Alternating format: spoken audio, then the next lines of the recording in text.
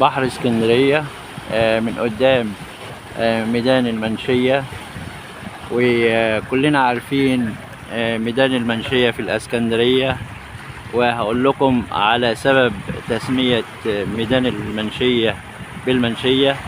كان ميدان المنشية زمان كان يطلق عليه اسم ميدان القناصل، نظرا لان في قنصليات كتير اجنبية كانت مرتبطة بهذا الميدان، لحد محمد علي باشا حاكم مصر من 200 سنة أسند تخطيط ميدان المنشية لفنان إيطالي اسمه مانشيني.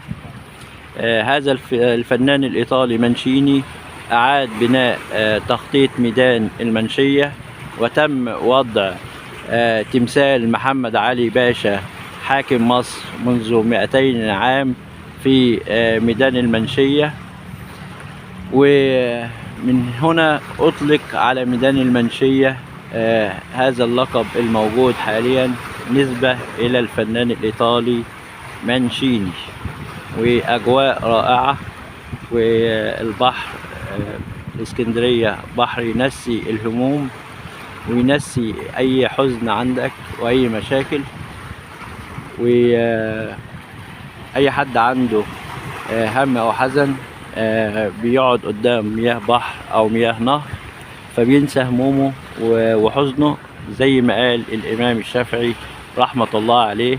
قال لو حد عنده هم أو حزن في 3 حاجات بيذهبوا الهم والحزن ده: النظر إلى المياه الجارية، وذكر الله، والنظر إلى الخضرة.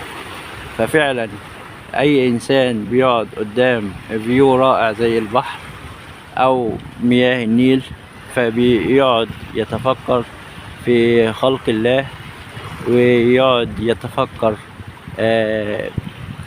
ما بين السماء والمياه، فبينسى كل همومه. إذا أعجبك الفيديو اعمل اشتراك في قناتي على اليوتيوب مجانا. مع خالص تحياتي، حمدي الجمل.